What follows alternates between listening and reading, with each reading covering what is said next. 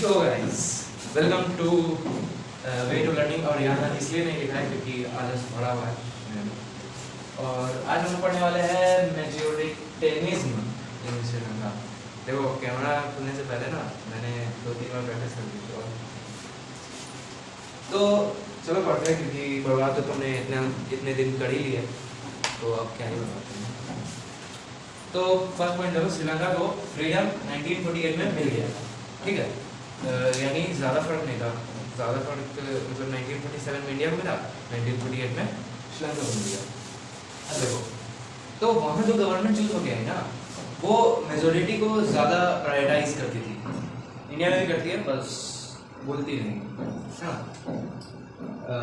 तो देखो तो यहाँ ना 74% जो है सिंहाला स्पीकिंग थे, जो कि बुद्धिस्ट थे। तो वो जो गवर्नमेंट चूज हो गया है ना वो बुद्धिस्ट को ज़्यादा प्रायोरिटाइज करती थी, ठीक है। और इन 1956 में एक एक्ट पास हुआ और उस एक्ट के मुताबिक सिंहाला को एज ऑफिशियल लैंग्वेज ठीक है ना, उस एक्ट के मुताबिक जो है सिंहाला को ऑफिशियल लैंग्वेज बता दिया गया। अब जो है तमिल वालों की मतलब देखो सिंहाला वाले क्या बोल रहे हैं तमिल वालों को, जली ना तेरी भी जली ना। तो ये एक्ट से ना तमिल वालों को लगा कि उनको बहुत ज़्यादा ही ऐसा है कि उनको नेगोशिएट कर दिया जा रहा है ही नहीं वो जैसे। बट देखो फिर क्या हुआ कि government prioritize Sinhala speakers because of majority.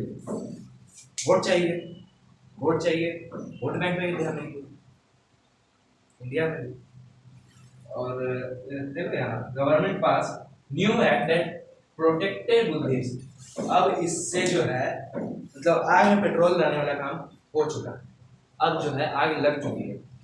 फिर ना ऐसा हुआ कि तमिल वालों को लगा कि ठीक है यार, मतलब हम अगर गवर्नमेंट से मांग करेंगे तो शायद मान जाए, लेकिन मांग करने के बाद भी नहीं माने। तो क्या हुआ कि फिर ना एक सिविल वॉर जैसी कंडीशन हो गई। कब जब तमिल वालों ने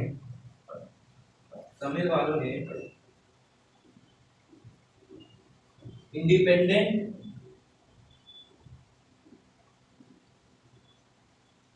सॉरी मेरी इंग्लिश थोड़ी सी कमजोर है, नहीं है मतलब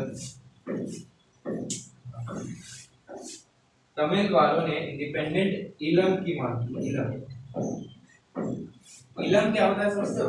इलम मतलब होता है स्टेट मतलब होता है स्टेट मतलब एक स्टेट मतलब तो समझिए लाइक बिहार, तमिलनाडु इस तरीके से। तो इलम मतलब होता है स्टेट। इस टॉपिक से एक बहुत इंपॉर्टेंट क्वेश्चन आ सकता है कि व्हाट इज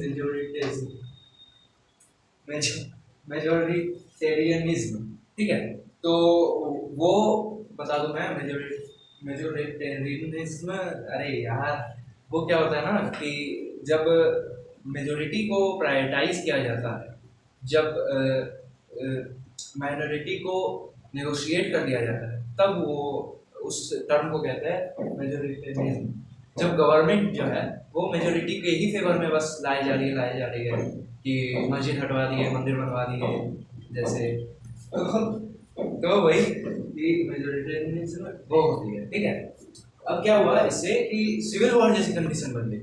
अब वो अभी तक भी नहीं ठीक हुई है, अभी भी वहाँ टेंशन के हालात बने रहते हैं। 2009 में सिविल वॉर हुआ था, अभी कुछ साल हो गए। तो अब देखो वहाँ की गवर्नमेंट ने ना समझदारी से काम नहीं लिया। समझदारी से काम किसने लिया? बेल्जियम ने क्या किया? एकोमोडेशन किया, ठीक है। तो आइए हम लोग पढ़ते हैं उसके बारे में। तो एकोमोडेशन इन बेल्जियम, ठीक है। तो तुमने देखा कि श्रीलंका में बेवकूफ़ लोग थे, वो लोग तो मतलब बुद्धू थे, ये लोग थे समझदार। इन्होंने क्या किया, जब कल हम लोगों ने पढ़ा था कि यहाँ जो है कितने परसेंट, 59% डच जो है, डच 59% और फ्रेंच जो है वो 40% था, ठीक है। और कंट्री की कैपिटल में इसका ठीक उल्टा था। क्या था कि कैपिटल में ब्रुसेल्स में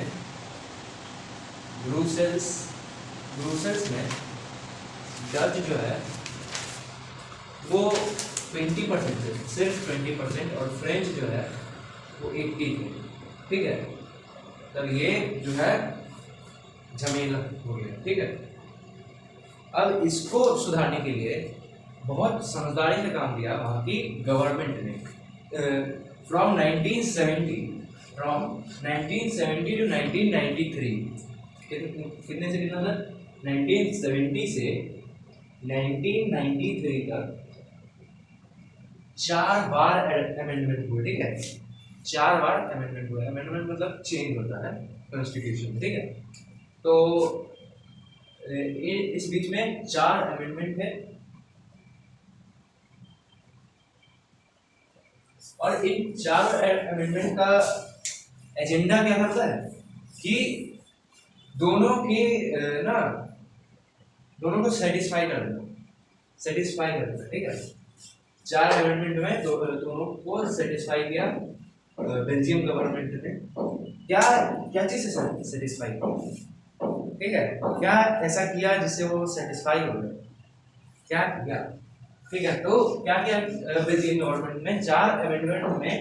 पहला अमेंडमेंट ये था कि उन्होंने जो है सेंट्रल गवर्नमेंट में दोनों का 50-50% बनाया। ठीक है, मतलब क्या इसे समझे कि सेंट्रल गवर्नमेंट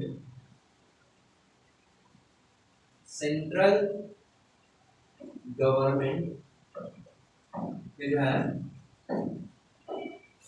ये डच, ये मान लो डच हो गया, ये फ्रेंच हो गया। ठीक है, ये 59 था, और ये जो है मान लो 40 था। ठीक है, तो अभी तक कोई रूल नहीं था कि कितने परसेंट आएंगे फ्रेंच जो है पार्लियामेंट में, या कितने परसेंट डच आएंगे पार्लियामेंट में, ये ऐसे कुछ नहीं था। बट जब अमेंडमेंट हुआ तो इसको हटा के 59 को हटा के ये क्या हो गया, इस चीज को 50 कर दिया गया। ठीक है, और इसको भी 50 कर दिया गया कि दोनों को आधा आधा बांट दिया गया कि बंटवारा लो भाई, दोनों खुश रहो। अब क्या हुआ कि ब्रुसेल्स में फंस रहा था। ठीक है, ब्रुसेल्स में थोड़ा सा इंजन फंसा, तो इन्होंने ब्रुसेल्स में भी कर दिया। ब्रुसेल्स में क्या किया कि डच अभी मैंने कितने बताया, 20%। ठीक है, डच जो है 20 और फ्रेंच जो है वो 80 थे। ठीक है, बट पार्लियामेंट में जैसे विधानसभा में, ठीक है, जैसे इंडिया में भी होता है कि विधानसभा होते हैं, जैसे बिहार विधानसभा हो गया, महाराष्ट्र विधानसभा हो गया, दिल्ली में भी है। ठीक है, तो इसको क्या कर दिया कि यहाँ आपने जो है डच स्पीकिंग जो है उसको भी 50% कर दिया।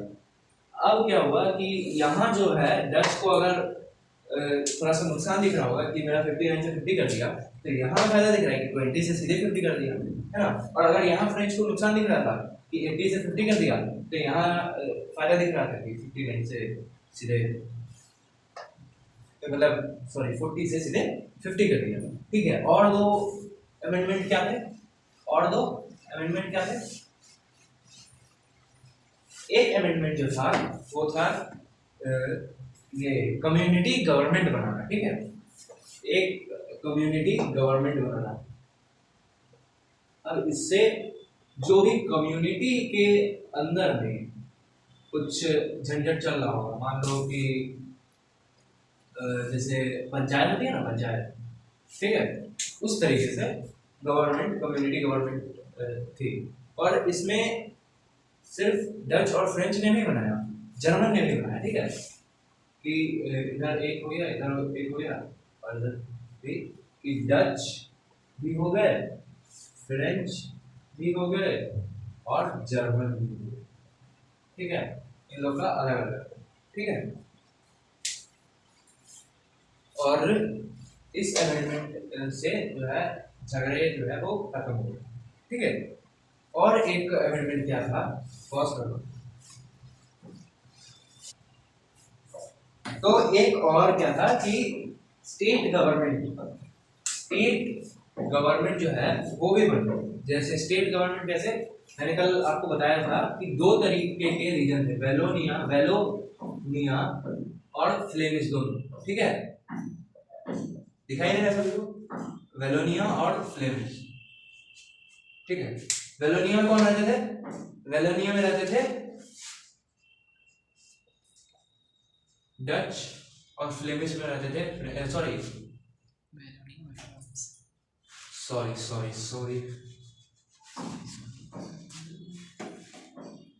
यहाँ रहते थे फ्रेंच और यहाँ रहते थे डच।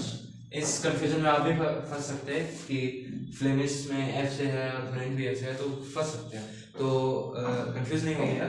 वेलोनिया में रहते थे फ्रेंच और फ्लेमिश में रहते थे डच, ठीक है। तो इसमें क्या किया कि गवर्नमेंट बनाई, स्टेट गवर्नमेंट, जो कि सेंट्रल गवर्नमेंट से कंट्रोल नहीं होगी, ठीक है। वो साफ साफ अमेंडमेंट में लिख दिया कि central government state government would not be sub part of central government, ठीक है।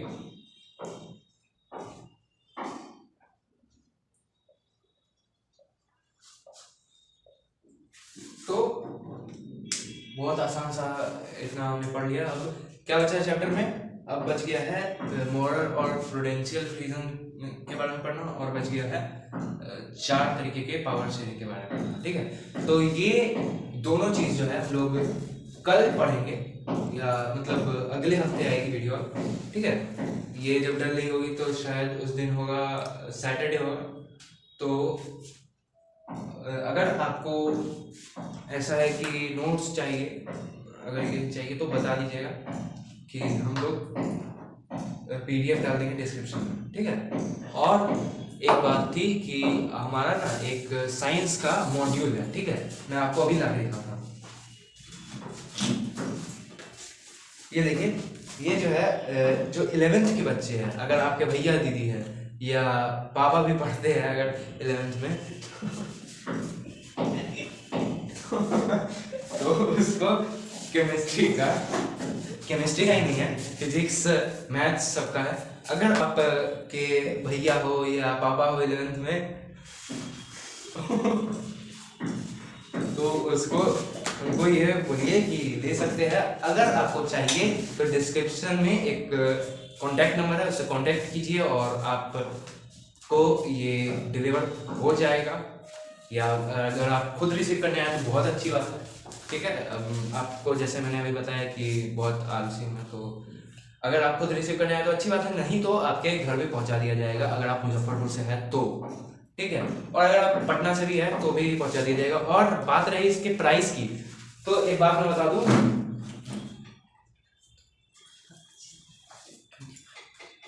ये जो है ये इतने सारे बुक, ठीक है, और एक तो इसमें एक चैप्टर में जो है 12 मतलब एक चैप्टर में मेरे को लगता है 150 क्वेश्चन होंगे, ठीक है।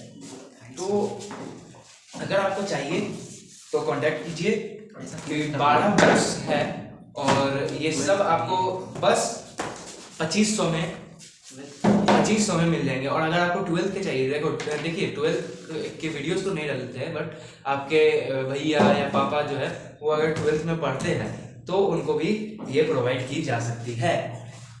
और ये सब आपको एक मिल जाएगा, जिस दिन आप ऑर्डर कीजिए उसके 2-3 दिन के अंदर या 4-5 दिन के अंदर डिलीवर हो जाएगा। That's it for today. मैं मिलता हूँ तुम लोग से अगली वीडियो में, तब तक के लिए बाय बाय, टेक केयर।